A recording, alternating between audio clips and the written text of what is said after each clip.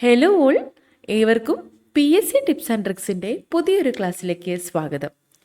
10th level preliminary പരീക്ഷ ഇങ്ങ് അടുത്തെത്തി. അപ്പോൾ നമ്മൾ അതിനായിട്ടുള്ള അവസാനഘട്ട തയ്യാറെടുപ്പിലാണ് അല്ലേ. അപ്പോൾ അതിനു വേണ്ടി നിങ്ങളെ സഹായിക്കുന്നതിനായിട്ട് ജോഗ്രഫി വിഭാഗത്തിൽ നിന്നുള്ള 2024 PSC ചോദിച്ചിട്ടുള്ള ഭൂമിശാസ്ത്ര വിഭാഗത്തിൽ നിന്നുള്ള ചോദ്യങ്ങളുമായിട്ടാണ് ഇന്നത്തെ ക്ലാസ് തയ്യാറാക്കിയിരിക്കുന്നത് കേട്ടോ. അപ്പോൾ ഓരോ ചോദ്യങ്ങളും മനസ്സിലാക്കി ശരിയായിട്ടുള്ള ഉത്തരം പഠിച്ച് പരീക്ഷയ്ക്കായിട്ട് കുറച്ചുകൂടെ നന്നായി തന്നെ പ്രിപ്പയർ ചെയ്യാനായിട്ട് എല്ലാവരും ശ്രമിക്കുക. അപ്പോൾ അതിനു മുന്നേ നമ്മളെ ടെലിഗ്രാം ചാനലിൻ്റെ കാര്യം ഒന്ന് ഓർമ്മിപ്പിക്കുകയാണ്.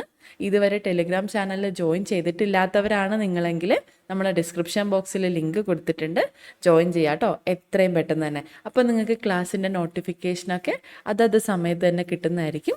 ഒരു ക്ലാസ് പോലും മിസ്സാവാതെ കൃത്യമായിട്ട് നിങ്ങൾക്ക് കണ്ട് പഠിക്കാനായിട്ടും പറ്റും. ഓക്കെ, അപ്പോൾ നമുക്ക് ചോദ്യങ്ങളിലേക്ക് പോവാം. ഒന്നാമത്തെ ചോദ്യം നോക്കൂ.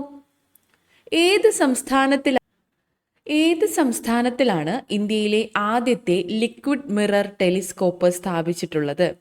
ഏത് സംസ്ഥാനത്തിലാണ് ഇന്ത്യയിലെ ആദ്യത്തെ ലിക്വിഡ് മിറർ ടെലിസ്കോപ്പ് സ്ഥാപിച്ചിട്ടുള്ളത്? ഏത് സംസ്ഥാനത്തിലാണ്? ഉത്തരാഖണ്ഡിലാണ് കേട്ടോ, ഉത്തരാഖണ്ഡ്.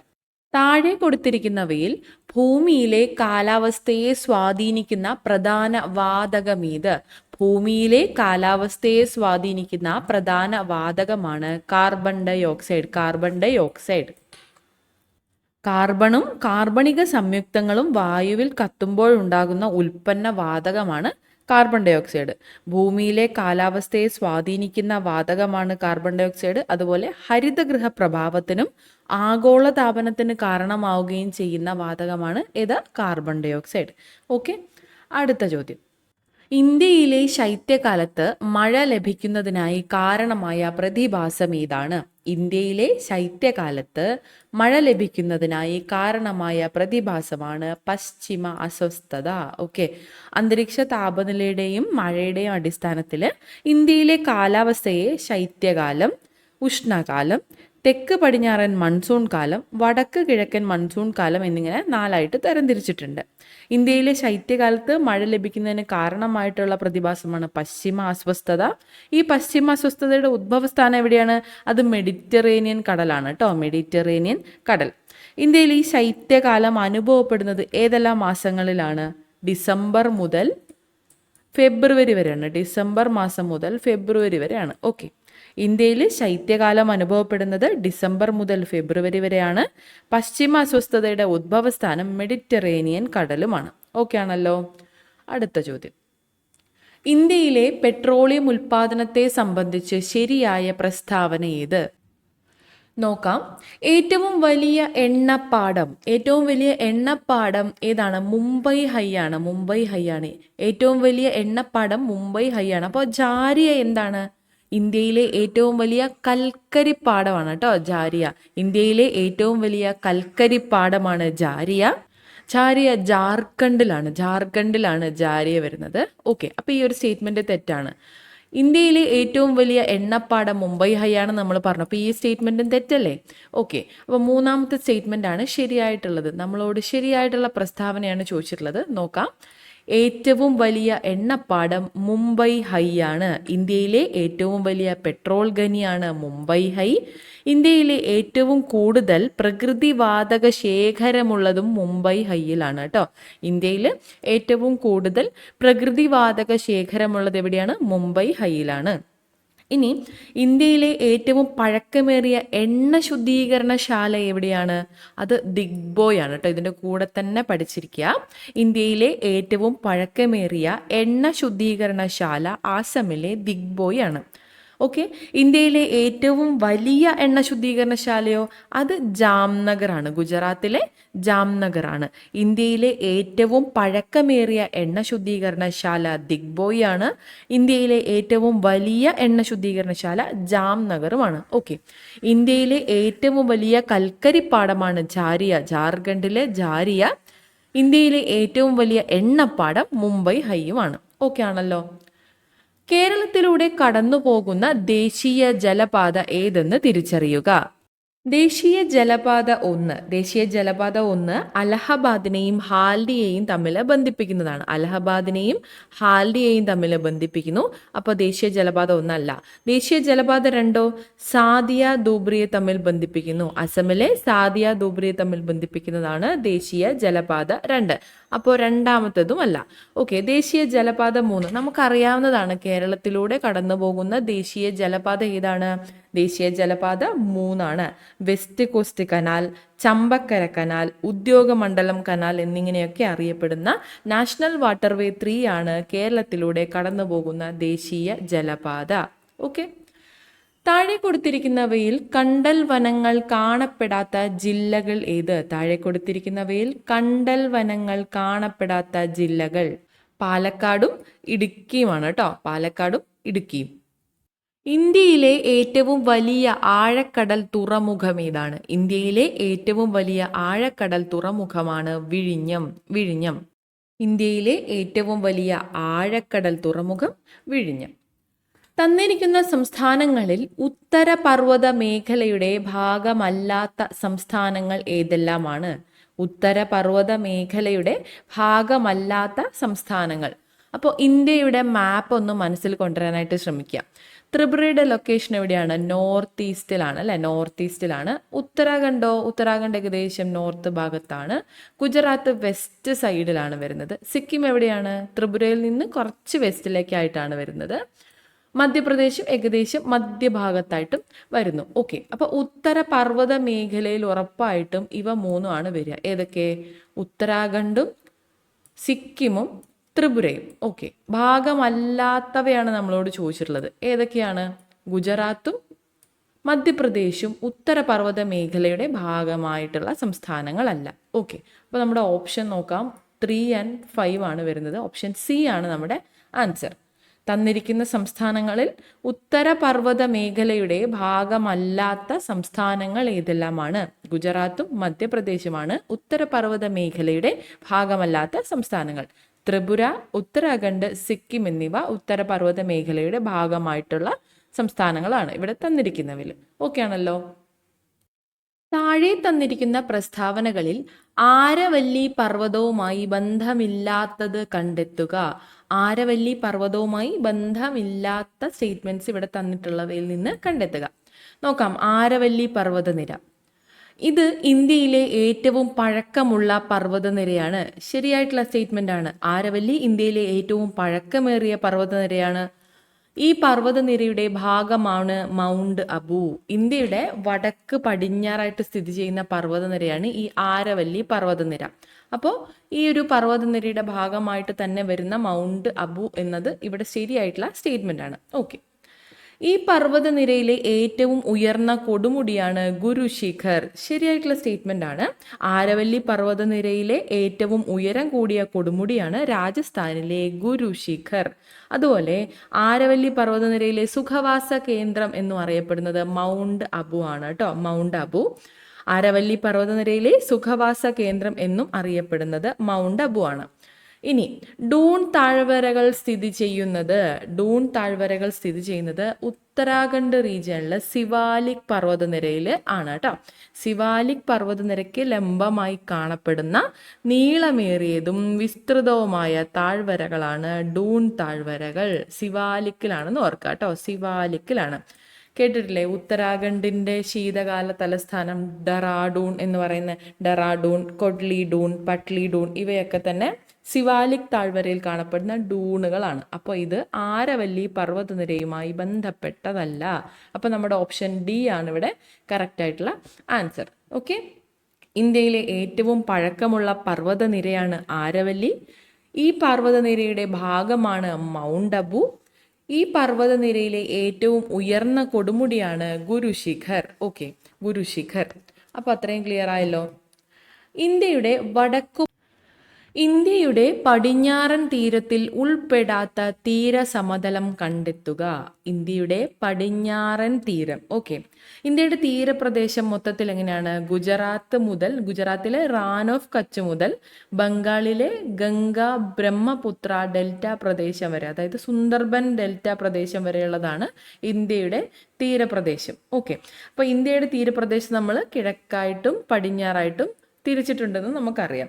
അതിൽ കിഴക്ക് വരുന്നത് ഇന്ത്യൻ തീരസമതലത്തിൽ കിഴക്കൻ തീരപ്രദേശത്തിൽ കോറമൻഡൽ തീരവും വടക്കൻ സിർക്കാസുമാണ് വരുന്നത്.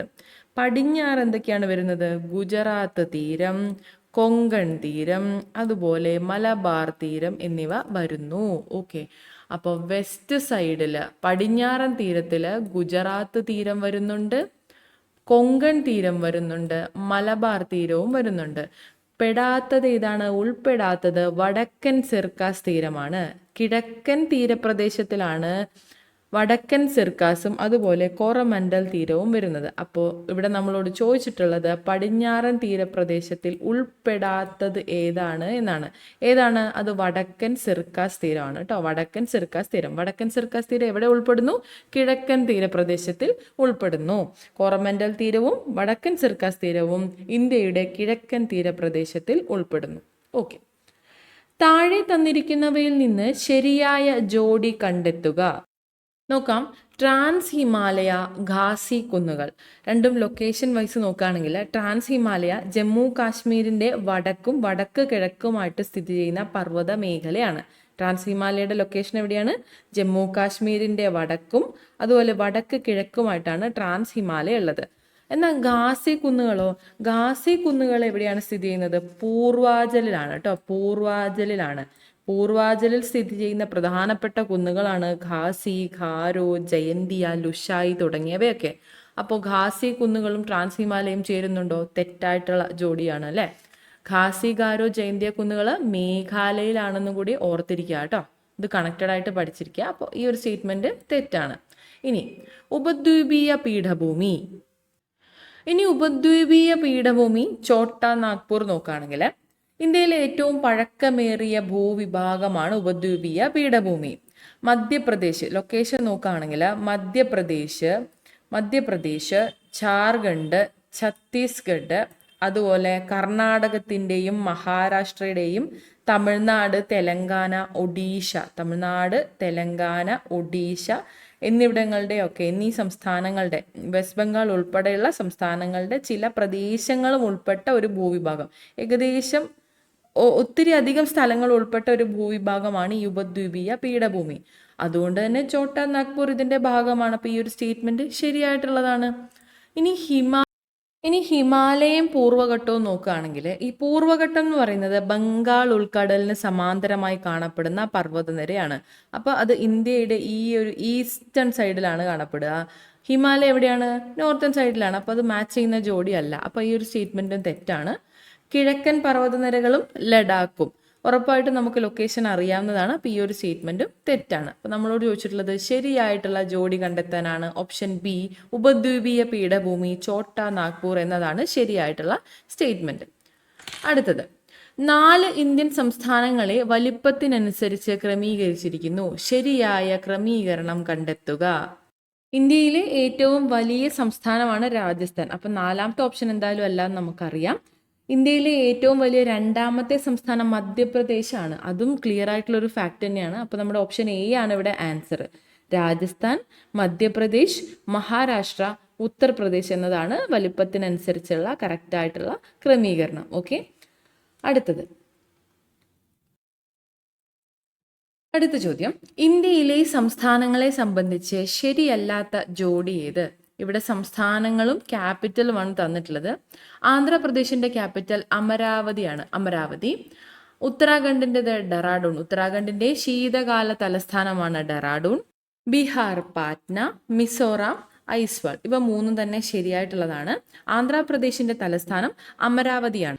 ഹൈദരാബാദ് തെലങ്കാനയുടെ തലസ്ഥാനമാണെന്ന് കൂടി ഓർത്തിരിക്കുക കേട്ടോ. തെലങ്കാന സംസ്ഥാനത്തിന്റെ തലസ്ഥാനമാണ് ഹൈദരാബാദ്. ഓക്കെ, ഉത്തരാഖണ്ഡിൻ്റെത് ഡെറാഡൂൺ ആണ്. ഉത്തരാഖണ്ഡിന്റെ ശീതകാല തലസ്ഥാനമാണ് ഡെറാഡൂൺ. അപ്പോൾ വേനൽക്കാല തലസ്ഥാനം ഏതാ?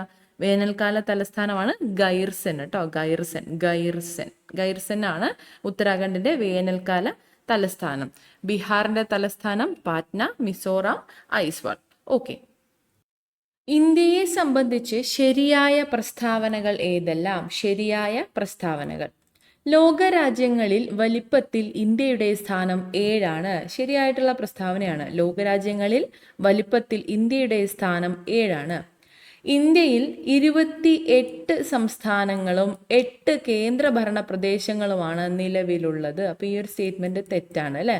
ഇന്ത്യയിൽ നിലവിൽ 28 സംസ്ഥാനങ്ങളും 8 കേന്ദ്രഭരണ പ്രദേശങ്ങളുമാണ് ഉള്ളത്. ഇന്ത്യയുടെ ഹൃദയം എന്നറിയപ്പെടുന്ന സംസ്ഥാനം മധ്യപ്രദേശാണ്. ശരിയായിട്ടുള്ള പ്രസ്താവനയാണ്. ഇന്ത്യയുടെ ഹൃദയം എന്നറിയപ്പെടുന്ന സംസ്ഥാനം മധ്യപ്രദേശാണ്. ഓക്കെ, ശരിയായിട്ടുള്ള പ്രസ്താവനയാണ് ചോദിച്ചിട്ടുള്ളത്. 1ഉം 3ഉം ആണ് ശരി. ഓപ്ഷൻ സി ആണ് നമ്മുടെ ആൻസർ. കേരളത്തിലെ നദികളെ സംബന്ധിച്ച് ശരിയായത് ഏത്? കേരളത്തിൽ 44 നദികളാണ് ഉള്ളത്, നമുക്കറിയാവുന്നതാണ്. 41 നദികൾ പടിഞ്ഞാറോട്ടും 3 നദികൾ കിഴക്കോട്ടും ഒഴുകുന്നു. ഏതൊക്കെയാണ് കിഴക്കോട്ട് ഒഴുകുന്നത്? ഈസ്റ്റിലേക്ക് ഒഴുകുന്ന 3 നദികൾ ഏതൊക്കെയാണ്?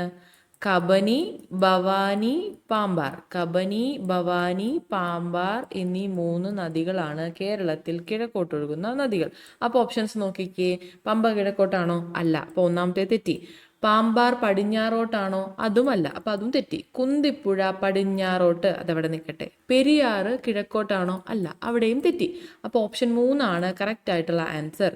കുന്തിപ്പുഴ പടിഞ്ഞാറോട്ടാണ് ഒഴുകുന്നത്, അതൊരു ഫാക്റ്റാണ്. കേരളത്തിലെ ഏറ്റവും നീളം കൂടിയ 2ാമത്തെ നദിയായിട്ടുള്ള ഭാരതപ്പുഴയുടെ പോഷക നദിയാണ് കുന്തിപ്പുഴ.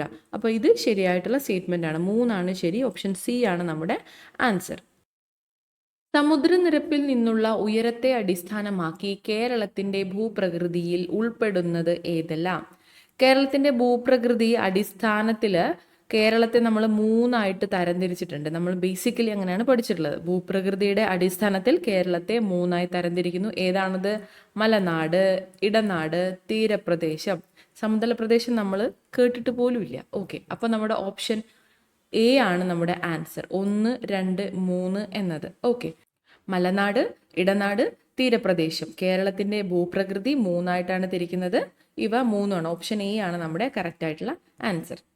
ഉപദ്വീപീയ നദികളിൽ വെച്ച് ഏറ്റവും നീളം കൂടിയ നദി ഏത്? ഉപദ്വീപീയ നദികളിൽ വെച്ച് ഏറ്റവും നീളം കൂടിയ നദി ഗോദാവരിയാണ്. ഉപദ്വീപീയ നദികളിൽ വെച്ച് ഏറ്റവും നീളം കൂടിയ നദി ഗോദാവരിയാണ്. ദക്ഷിണേന്ത്യയിലെ ഏറ്റവും നീളം കൂടിയ നദിയാണ് ഗോദാവരി. ഏറ്റവും നീളം കൂടിയ ഉപദ്വീപീയ നദിയാണ് ഗോദാവരി. ഡെക്കാൻ പീഠഭൂമിയിലൂടെ ഒഴുകുന്ന ഏറ്റവും വലിയ നദി ഏതാണ്? അതും ഗോദാവരിയാണ്. വൃദ്ധഗംഗ, ദക്ഷിണഗംഗ എന്നറിയപ്പെടുന്ന നദിയും ഗോദാവരിയാണ് കേട്ടോ. ഏറ്റവും വലിയ ഉപദ്വീപീയ നദീവ്യൂഹവും ഗോദാവരി നദിയുടേതാണെന്നുകൂടി ഓർത്തിരിക്കുക. ദക്ഷിണേന്ത്യയിലെ ഏറ്റവും വലിയ നദി, ദക്ഷിണേന്ത്യയിലെ ഏറ്റവും നീളം കൂടിയ നദി, ദക്ഷിണേന്ത്യയിലെ ഏറ്റവും, ഒന്നും കൂടി പറയാണ്, ദക്ഷിണേന്ത്യയിലെ ഏറ്റവും നീളം കൂടിയ നദി, ദക്ഷിണേന്ത്യയിലെ ഏറ്റവും നീളം കൂടിയ നദി എന്ന് നമ്മൾ പറഞ്ഞു. ദക്ഷിണഗംഗ, വൃദ്ധഗംഗ എന്നറിയപ്പെടുന്ന നദി, ഏറ്റവും നീളം കൂടിയ ഉപദ്വീപീയ നദി, ഡെക്കാൻ പീഠഭൂമിയിലൂടെ ഒഴുകുന്ന ഏറ്റവും വലിയ നദി. ഓക്കെ ആണല്ലോ. പടിഞ്ഞാറൻ തീരസമതലവുമായി ബന്ധമില്ലാത്ത പ്രസ്താവനകൾ ഏവ? പടിഞ്ഞാറൻ തീര സമതലം കായലുകളും അഴിമുഖങ്ങളും കാണപ്പെടുന്നു. ശരിയായിട്ടുള്ള പ്രസ്താവനയാണ്. ഡെൽറ്റ രൂപീകരണം നടക്കുന്നത് കിഴക്കൻ തീരസമതലത്തിലാണ് കേട്ടോ. കിഴക്കൻ തീരസമതലത്തിലാണ് ഡെൽറ്റ രൂപീകരണം നടക്കുന്നത്. താരതമ്യേന വീതി കൂടുതലും കിഴക്കൻ തീരസമതലമാണ്, ഈസ്റ്റേൺ കോസ്റ്റ് ആണ്. അറബിക്കടലിനും പശ്ചിമഘട്ടത്തിനുമിടയിൽ പടിഞ്ഞാറൻ തീരസമതലവുമായി ബന്ധപ്പെട്ട പ്രസ്താവനയാണ് അറബിക്കടലിനും പശ്ചിമഘട്ടത്തിനുമിടയിൽ എന്നത്. അപ്പൊ ബന്ധമില്ലാത്ത പ്രസ്താവനയാണ് നമ്മളോട് ചോദിച്ചിട്ടുള്ളത്. 2ഉം 3ഉം ആണ് ബന്ധമില്ലാത്ത പ്രസ്താവനകൾ. ഓപ്ഷൻ ബി ആണ് നമ്മുടെ കറക്റ്റ് ആയിട്ടുള്ള ആൻസർ. ഇന്ത്യയിലെ റെയിൽ ഗതാഗതം ആരംഭിച്ച വർഷം? 1853 ഇന്ത്യയിൽ റെയിൽ ഗതാഗതം ആരംഭിച്ചത്. 1853. ഇന്ത്യയിലെ ഏറ്റവും വലിയ കൽക്കരിപ്പാടം ഏതാണ്? ഇന്ത്യയിലെ ഏറ്റവും വലിയ കൽക്കരിപ്പാടമാണ് ഝാരിയ, ജാർഖണ്ഡിലെ ഝാരിയ. 1959 ജർമ്മൻ സാങ്കേതിക സഹായത്തോടെ ഇന്ത്യയിൽ സ്ഥാപിക്കപ്പെട്ട ഇരുമ്പുരുക്കുശാല. 1959 ജർമ്മൻ സാങ്കേതിക സഹായത്തോടെ ഇന്ത്യയിൽ സ്ഥാപിക്കപ്പെട്ട ഇരുമ്പുരുക്കുശാലയാണ് Hindustan steel limited Rourkela. Hindustan steel limited Rourkela. കരിമ്പ് ഉൽപാദനത്തിൽ ഒന്നാം സ്ഥാനത്തുള്ള ഇന്ത്യൻ സംസ്ഥാനം ഏത്? കരിമ്പിന്റെ ഉൽപാദനത്തിൽ ഒന്നാം സ്ഥാനത്തുള്ള ഇന്ത്യൻ സംസ്ഥാനമാണ് ഉത്തർപ്രദേശ്. മഞ്ഞുതീനി എന്നറിയപ്പെടുന്ന പ്രാദേശിക വാദം ഏതാണെന്ന് തിരിച്ചറിയുക. മഞ്ഞുതീനി എന്നറിയപ്പെടുന്ന പ്രാദേശിക വാദം ചിനൂക്കാണ് കേട്ടോ, ചിനൂക്ക്. ആഗോള മർദ്ദ മേഖലകളിൽ നീർവാത മേഖല എന്നറിയപ്പെടുന്ന മർദ്ദമേഖല കണ്ടെത്തുക. ആഗോള മർദ്ദ മേഖലകളിൽ നീർവാത മേഖല എന്നറിയപ്പെടുന്ന മേഖലയാണ് മധ്യരേഖാ ന്യൂനമർദ്ദ മേഖല. നീർവാത മേഖല ഏതാണ്? മധ്യരേഖാ ന്യൂനമർദ്ദ മേഖല. ഇന്ത്യൻ സമയം ഉച്ചയ്ക്ക് 12 മണിയായിരിക്കുമ്പോൾ ഗ്രീനിച്ചിലെ സമയം എത്രയായിരിക്കും? ഇന്ത്യൻ സമയം ഉച്ചയ്ക്ക് 12 മണി, ഗ്രീനിച്ചിലെ സമയം. ഇന്ത്യൻ സമയം ഗ്രീനിച്ചിലെ സമയത്തേക്കാൾ 5.5 മണിക്കൂർ മുന്നിലാണെന്ന് നമുക്കറിയാം. അങ്ങനെയാണെങ്കിൽ ഓപ്ഷൻ ബി 6:30 മണിയായിരിക്കും. 6:30 AM ആയിരിക്കും ഗ്രീനിച്ചിലെ സമയം. ഇന്ത്യൻ സമയം ഉച്ചയ്ക്ക് 12 മണിയായിരിക്കുമ്പോൾ ഗ്രീനിച്ചിലെ സമയം 6:30 AM ആയിരിക്കും. ഓക്കെ. ഹിമാലയൻ പർവ്വതനിരയെ സംബന്ധിച്ച പ്രസ്താവനകളിൽ ശരിയായത് കണ്ടെത്തുക. ഹിമാലയൻ പർവ്വതനിരയിൽ ഏറ്റവും ഉയരം കൂടിയ നിരയാണ് ഹിമാദ്രി. ശരിയായിട്ടുള്ള പ്രസ്താവനയാണ്. ഹിമാലയൻ പർവ്വതനിരയിൽ ഏറ്റവും ഉയരം കൂടിയ നിര ഹിമാദ്രിയാണ്. ലോകത്തിലെ ഏറ്റവും ഉയരമുള്ള കൊടുമുടിയായ മൗണ്ട് എവറസ്റ്റ് നേപ്പാളിൽ സ്ഥിതി ചെയ്യുന്നു. ലോകത്തിലെ ഏറ്റവും ഉയരമുള്ള കൊടുമുടിയായ മൗണ്ട് എവറസ്റ്റ് നേപ്പാളിൽ സ്ഥിതി ചെയ്യുന്നു. അപ്പോൾ ഈ ഒരു സ്റ്റേറ്റ്മെന്റ് തെറ്റാണ്. ഇവിടെ ഇന്ത്യയിൽ നിന്നാണ് കൊടുത്തിട്ടുള്ളത് അല്ലേ? ഓക്കെ. സിന്ധു, ഗംഗ, ബ്രഹ്മപുത്ര എന്നീ നദികൾ ഹിമാലയൻ നദികൾ എന്നറിയപ്പെടുന്നു. സിന്ധു, ഗംഗ, ബ്രഹ്മപുത്ര എന്നീ നദികൾ ഹിമാലയൻ നദികൾ എന്നറിയപ്പെടുന്നു. ശരിയായിട്ടുള്ള പ്രസ്താവനയാണ്. ശരിയായതാണ് ചോദിച്ചിട്ടുള്ളത്. 1, 3 ആണ് ശരി. ഓപ്ഷൻ സി ആണ് ഇവിടെ കറക്റ്റ് ആയിട്ടുള്ള ആൻസർ. ഇന്ത്യയുടെ അതിർത്തി രാജ്യങ്ങളുമായി ബന്ധപ്പെട്ട പ്രസ്താവനകളിൽ ശരിയായത് കണ്ടെത്തുക. 7 രാജ്യങ്ങൾ ഇന്ത്യയുമായി അതിർത്തി പങ്കിടുന്നു. ശരിയായിട്ടുള്ള സ്റ്റേറ്റ്മെന്റ് ആണ്. ബംഗ്ലാദേശുമായി ഇന്ത്യ ഏറ്റവും കൂടുതൽ ദൂരം അതിർത്തി പങ്കിടുന്നു. അഫ്ഗാനിസ്ഥാനുമായി ഇന്ത്യ ഏറ്റവും കുറഞ്ഞ ദൂരം അതിർത്തി പങ്കിടുന്നു. 3 തന്നെ ശരിയായിട്ടുള്ള സ്റ്റേറ്റ്മെന്റ് ആണ്. ഓപ്ഷൻ ഡി ആണ് നമ്മുടെ ആൻസർ. എല്ലാം ശരിയാണ്. 7 രാജ്യങ്ങൾ ഇന്ത്യയുമായി അതിർത്തി പങ്കിടുന്നു. ബംഗ്ലാദേശുമായി ഇന്ത്യ ഏറ്റവും കൂടുതൽ ദൂരം അതിർത്തി പങ്കിടുന്നു. അഫ്ഗാനിസ്ഥാനുമായി ഇന്ത്യ ഏറ്റവും കുറഞ്ഞ ദൂരം അതിർത്തി പങ്കിടുന്നു. ഓക്കെ. ഇന്ത്യയുടെ തീരപ്രദേശം സംബന്ധിച്ച പ്രസ്താവനകളിൽ തെറ്റായത് കണ്ടെത്തുക.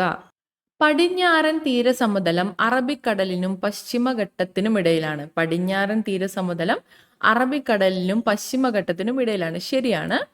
പടിഞ്ഞാറൻ തീരസമതലത്തിൽ ഉൾപ്പെട്ടതാണ് അല്ല, തെറ്റാണ് അല്ലെ. കോറമൻഡൽ തീരം കിഴക്കൻ തീരത്തിൽ ഉൾപ്പെട്ടതാണ്. കോറമൻഡൽ തീരവും അതുപോലെ വടക്കൻ സിർക്കാസും. പടിഞ്ഞാറൻ തീരസമതലത്തിൽ ഉൾപ്പെടുന്നത് ഗുജറാത്ത് തീരം, കൊങ്കൺ തീരം, മലബാർ തീരം എന്നിവയാണ്. അപ്പൊ ഈ ഒരു സ്റ്റേറ്റ്മെന്റ് തെറ്റാണ് അല്ലെ. സുന്ദരവനപ്രദേശം മുതൽ കന്യാകുമാരി വരെ നീണ്ടുകിടക്കുന്നതാണ് കിഴക്കൻ തീരസമതലം. സുന്ദരവനപ്രദേശം മുതൽ കന്യാകുമാരി വരെ നീണ്ടുകിടക്കുന്നതാണ് കിഴക്കൻ തീരസമതലം. ശരിയായിട്ടുള്ള പ്രസ്താവനയാണ്. തെറ്റായതാണ് നമ്മളോട് ചോദിച്ചിട്ടുള്ളത്. രണ്ടാമത്തേതാണ് തെറ്റ്. ഓപ്ഷൻ ബി ആണ് നമ്മുടെ കറക്റ്റ് ആയിട്ടുള്ള ആൻസർ. ഉത്തരം അറിഞ്ഞിരിക്കുന്നത് പോലെ തന്നെ പ്രധാനപ്പെട്ടതാണ്. ശരിയായിട്ട് മാർക്ക് ചെയ്യാന്നുള്ളതും ശ്രദ്ധിച്ച് മാർക്ക് ചെയ്യാനായിട്ട് നോക്കുക കേട്ടോ. ഓക്കെ, അടുത്ത ചോദ്യം.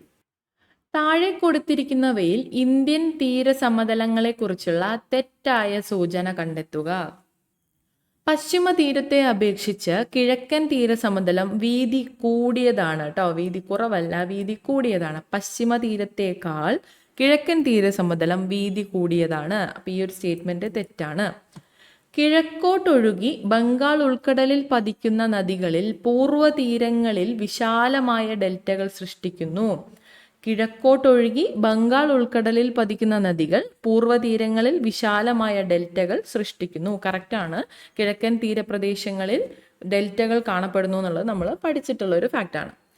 താഴ്ന്നുപോയ സമതലങ്ങൾക്ക് ഉദാഹരണമാണ് പശ്ചിമ തീര സമതലങ്ങൾ. ശരിയായിട്ടുള്ള പ്രസ്താവനയാണ്. താഴ്ന്നുപോയ സമതലങ്ങൾക്ക് ഉദാഹരണമാണ് പശ്ചിമ തീര സമതലങ്ങൾ. തെറ്റായിട്ടുള്ളതാണ് ചോദിച്ചിട്ടുള്ളത്. ഒന്ന് മാത്രമാണ് തെറ്റ്. ഓപ്ഷൻ എ ആണ് ഇവിടെ നമ്മുടെ ആൻസർ. ഇന്ത്യയിലെ ഒരു പ്രധാന ഭൗമ താപോർജ ഉൽപാദന കേന്ദ്രമാണ് ഏതാണ്? പുകാർ താഴ്വര, മണികരൺ എന്നിവ ഭൗമ താപോർജ ഉൽപാദന കേന്ദ്രമാണ്. ദിഗ്ബോയ് എന്താണ്? ദിഗ്ബോയ് എണ്ണ ശുദ്ധീകരണശാലയാണ്. അങ്കലേശ്വറോ? ഗുജറാത്തിലെ ഒരു എണ്ണ ഖനി കേന്ദ്രമാണ് അങ്കലേശ്വർ. ഓക്കെ, അപ്പൊ പ്രധാന ഭൗമ താപോർജ ഉൽപാദന കേന്ദ്രമാണ് പുകാ താഴ്വര, മണികരൺ എന്നിവ. 1ഉം 2ഉമാണ് കറക്റ്റ് ആയിട്ടുള്ള ആൻസർ. ഓപ്ഷൻ ബി ആണ് നമ്മുടെ ആൻസർ. ഓക്കെ, ഭൂമധ്യരേഖാ പ്രദേശത്ത് ലഭിക്കുന്ന മഴ. ഭൂമധ്യരേഖാ പ്രദേശത്ത് ലഭിക്കുന്ന മഴയാണ് സംവഹന വൃഷ്ടി. മൺസൂൺ കാലത്തിന് മുൻപ് കേരളത്തിൽ ലഭിക്കുന്ന വേനൽ മഴ ഏതാണ്? മൺസൂൺ കാലത്തിന് മുൻപ് കേരളത്തിൽ ലഭിക്കുന്ന വേനൽ മഴയാണ് മാംഗോ ഷവർ. ഖാരിഫ് വിളകൾ വിളവെടുക്കുന്ന സമയം. ഖാരിഫ് വിളകൾ വിളവെടുക്കുന്ന സമയമാണ് സെപ്റ്റംബർ മുതൽ ഒക്ടോബർ വരെയുള്ള മാസങ്ങൾ. സെപ്റ്റംബർ മുതൽ ഒക്ടോബർ വരെ. ഹരിത വിപ്ലവത്തിന്റെ ഏഷ്യൻ ഭവനം എന്നറിയപ്പെടുന്ന രാജ്യം. ഹരിത വിപ്ലവത്തിന്റെ ഏഷ്യൻ ഭവനം എന്നറിയപ്പെടുന്ന രാജ്യമാണ് ഫിലിപ്പൈൻസ് ആണ് ഹരിത വിപ്ലവത്തിന്റെ ഏഷ്യൻ ഭവനം എന്നറിയപ്പെടുന്ന രാജ്യം. സിങ്ക് ഹോളുകളുടെ രൂപീകരണത്തിന് കാരണമാകുന്ന രൂപവത്കരണ സഹായി. സിങ്ക് ഹോളുകളുടെ രൂപീകരണത്തിന് കാരണമാകുന്ന രൂപവത്കരണ സഹായിയാണ് ഭൂഗർഭജലം. ലോകത്തിലെ ഏറ്റവും ഉയരം കൂടിയ വേലിയേറ്റങ്ങൾ ഉണ്ടാകുന്ന രാജ്യം ഏതാണ്? ലോകത്തിലെ ഏറ്റവും ഉയരം കൂടിയ വേലിയേറ്റങ്ങൾ ഉണ്ടാകുന്നത് കാനഡയിലാണ്. കാനഡ. കടുപ്പം കുറഞ്ഞ ധാതു ഏതാണ്? ചുവടെ തന്നിട്ടുള്ളതിൽ കടുപ്പം കുറഞ്ഞ ധാതു ടാൽക്ക് ആണ്. ഭൂവൽക്കത്തെക്കുറിച്ച് താഴെ പറയുന്നവയിൽ ഏതാണ് ശരി? നോക്കാം. ഭൂമിയുടെ ഏറ്റവും പുറമേയുള്ള ശിലാനിർമ്മിതമായ കട്ടിയുള്ള ഭാഗമാണ് ഭൂവൽക്കം. ഭൂമിയുടെ ഏറ്റവും പുറമേയുള്ള ശിലാനിർമ്മിതമായ കട്ടിയുള്ള ഭാഗമാണ് ഭൂവൽക്കം. സമുദ്രതട ഭൂവൽക്കത്തിന് വൻകര ഭൂവൽക്കത്തെ അപേക്ഷിച്ച് കനം കുറവാണ്. ശരിയായിട്ടുള്ള സ്റ്റേറ്റ്മെന്റ് ആണ് കേട്ടോ. സമുദ്രതട ഭൂവൽക്കത്തിന് വൻകര ഭൂവൽക്കത്തെ അപേക്ഷിച്ച് കനം കുറവാണ്. ഹിമാലയൻ പർവ്വത മേഖലകളിൽ ഭൂവൽക്കത്തിന്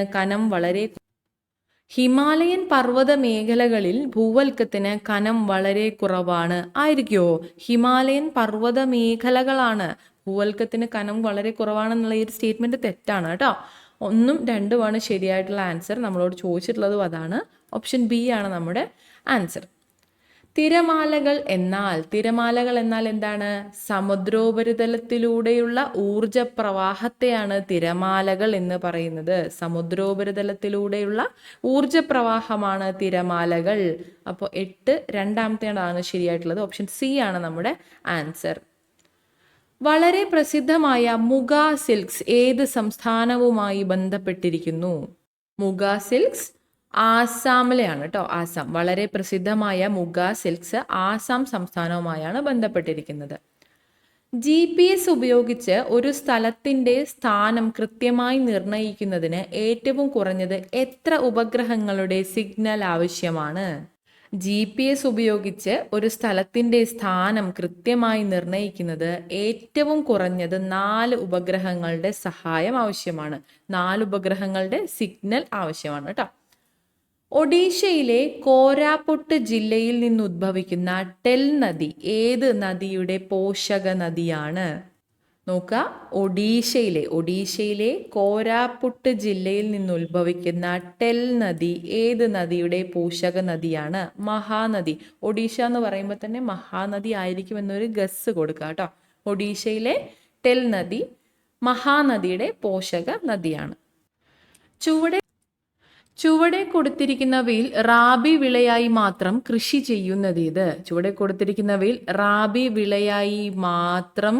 ചെയ്യുന്നത് ഏത്? ചോളം, നിലക്കടലയും ഖാരിഫ് വിളയാണ്. നെല്ല്, പരുത്തി എന്നിവയും ഖാരിഫ് വിളയാണ്, നമുക്കറിയാം അല്ലേ. ഗോതമ്പ് ഏതാണ്? ഗോതമ്പ് റാബി വിളയാണ്. ഗോതമ്പ് ഒരു റാബി വിളയാണ്. അപ്പോൾ ജോവർ ഖാരിഫ് വിളയാണ്. അപ്പം അങ്ങനെയാണ് ഓപ്ഷൻ ഇവിടെ തെറ്റിയത് കേട്ടോ. ഓപ്ഷൻ ബി തെറ്റാവാൻ കാരണം അതാണ്. ബാർലി, പയറുവർഗം എന്നിവയാണ് റാബി വിളയായി മാത്രം കൃഷി ചെയ്യുന്നത്. ഒക്ടോബർ നവംബർ മാസങ്ങളിൽ ശൈത്യത്തിൻ്റെ റാബി വിളയായിട്ട് മാത്രം കൃഷി ചെയ്യുന്നത് ബാർലിയും പയറുവർഗവുമാണെന്ന് ഓർക്കുക. ഓപ്ഷൻ ബി ആണ് നമ്മുടെ ആൻസർ. റാബി വിളയായി മാത്രം കൃഷി ചെയ്യുന്നത് ബാർലിയും പയറുവർഗവുമാണ്. ഓക്കെ. ഇന്ത്യയിൽ മൺസൂൺ മഴ ആദ്യം ലഭിക്കുന്ന പ്രദേശം ഏത്? ഇന്ത്യയിൽ മൺസൂൺ മഴ ആദ്യം ലഭിക്കുന്ന പ്രദേശം പശ്ചിമഘട്ടമാണ്. പശ്ചിമഘട്ടം. ഇന്ത്യയിൽ മൺസൂൺ മഴ ആദ്യം ലഭിക്കുന്ന പ്രദേശം പശ്ചിമഘട്ടം. തിപായ്മുഖ് ഡാം ഏതു രാജ്യങ്ങൾ തമ്മിലുള്ള തർക്കത്തിന് കാരണമാണ്? തിപായ്മുഖ് ഡാം ഇന്ത്യ ബംഗ്ലാദേശ് തർക്കങ്ങൾക്ക് കാരണമായിട്ടുള്ള ഡാമാണ്. Tipaimukh dam India Bangladesh. തന്നിരിക്കുന്നവയിൽ വേമ്പനാട്ട് കായലിൽ പതിക്കാത്ത നദി ഏതാണ്? തന്നിരിക്കുന്നവയിൽ വേമ്പനാട്ട് കായലിൽ പതിക്കാത്ത നദി ഭാരതപ്പുഴയാണ്. ഭാരതപ്പുഴ. തന്നിരിക്കുന്നവയിൽ വേമ്പനാട്ട് കായലിൽ പതിക്കാത്ത നദി ഭാരതപ്പുഴയാണ്. അപ്പൊ ഭാരതപ്പുഴ എവിടെയാണ് പതിക്കുന്നത്? പശ്ചിമഘട്ടത്തിൽ നിന്നും ഉദ്ഭവിച്ച് അറബിക്കടലിൽ പതിക്കുന്ന നദിയാണ് ഭാരതപ്പുഴ. ഓക്കെ. ഭൂവൽക്കത്തിലെ ഫലകങ്ങളുടെ ചലനത്തിന് കാരണമാകുന്ന പ്രധാന ബലം ഏതാണ്? ഭൂവൽക്കത്തിലെ ഫലകങ്ങളുടെ ചലനത്തിന് കാരണമാകുന്ന പ്രധാന ബലമാണ് ഭൂമിയുടെ ഉൾഭാഗത്തു നിന്നുള്ള സംവഹന പ്രവാഹം. ഭൂമിയുടെ ഉൾഭാഗത്തു നിന്നുള്ള സംവഹന പ്രവാഹമാണിതിന് കാരണം. ഭൂവൽക്കത്തിലെ ഫലകങ്ങളുടെ ചലനത്തിന് കാരണമാകുന്ന പ്രധാന ബലം ഭൂമിയുടെ ഉൾഭാഗത്തു നിന്നുള്ള സംവഹന പ്രവാഹം. സമുദ്ര ഊഷ്മാവ് സാധാരണയിൽ നിന്നും ഉയരുന്നതിന് കാരണമാകുന്നതേത്? സമുദ്ര ഊഷ്മാവ് സാധാരണയിൽ നിന്നും ഉയരുന്നതിന് കാരണം എൽ നിനോയാണ്. El Nino. കാറ്റിൽ നിന്നുള്ള ഊർജം ഏറ്റവും കൂടുതൽ ഉൽപ്പാദിപ്പിക്കുന്ന സംസ്ഥാനം ഏത്? കാറ്റിൽ നിന്നുള്ള ഊർജം ഏറ്റവും കൂടുതൽ ഉൽപ്പാദിപ്പിക്കുന്നത് തമിഴ്നാടാണ്. തമിഴ്നാട്. കർഷകർക്ക് അവരുടെ ഉൽപ്പന്നങ്ങൾക്ക് ആദായകരമായ വില ഉറപ്പാക്കുക എന്ന ലക്ഷ്യത്തോടെ ആരംഭിച്ച പദ്ധതിയാണ് PM ആശാ യോജന. PM ആശാ യോജന. കർഷകർക്ക് അവരുടെ ഉൽപ്പന്നങ്ങൾക്ക് ആദായകരമായ വില ഉറപ്പാക്കുക എന്ന ലക്ഷ്യത്തോടെ ആരംഭിച്ച പദ്ധതിയാണ് PM ആശാ യോജന. ഹരിത വിപ്ലവവുമായി ബന്ധപ്പെട്ട് ശരിയായ പ്രസ്താവനകൾ ഏത്? ഹരിത വിപ്ലവം. നോക്കാം. ബഫർ സ്റ്റോക്ക് സൃഷ്ടിക്കുന്നതിനാവശ്യമായ ഭക്ഷ്യധാന്യങ്ങൾ സംഭരിക്കുവാൻ ഗവൺമെന്റിന് സാധിച്ചു. ബഫർ സ്റ്റോക്ക് സൃഷ്ടിക്കുന്നതിനാവശ്യമായ ഭക്ഷ്യധാന്യങ്ങൾ സംഭരിക്കുവാൻ ഗവൺമെന്റിന് സാധിച്ചു. പാവപ്പെട്ടവർക്ക് ഗുണകരമായ വിധത്തിൽ ഭക്ഷ്യധാന്യങ്ങളുടെ വില കുറഞ്ഞു. പാവപ്പെട്ടവർക്ക് ഗുണകരമായ വിധത്തിൽ ഭക്ഷ്യധാന്യങ്ങളുടെ വില കുറഞ്ഞു. സമ്പന്ന കർഷകരും ദരിദ്ര കർഷകരും തമ്മിലുള്ള അന്തരം വർദ്ധിച്ചു. ശരിയായിട്ടുള്ള പ്രസ്താവനയാണ് ഇവ മൂന്നും തന്നെ. ശരിയായിട്ടുള്ളതാണ് ചോദിച്ചിട്ടുള്ളത്. ഓപ്ഷൻ ബി ആണ് നമ്മുടെ ആൻസർ. 1, 3 എന്നിവയെല്ലാം ശരിയാണ്. അപ്പോൾ ചോദ്യങ്ങളെല്ലാം എല്ലാവർക്കും ക്ലിയർ ആയി മനസ്സിലായി എന്ന് വിശ്വസിക്കുന്നു. അപ്പോൾ ഇത്രയാണ് ഇന്നത്തെ ക്ലാസ്സിൽ നമ്മൾ ഉൾപ്പെടുത്തിയിട്ടുള്ള ചോദ്യങ്ങൾ. കൃത്യമായി എല്ലാവരും മനസ്സിലാക്കി പഠിക്കുക. പഠനം നന്നായി തന്നെ മുന്നോട്ട് കൊണ്ടുപോവുക. എല്ലാവർക്കും താങ്ക് യു സോ മച്ച്.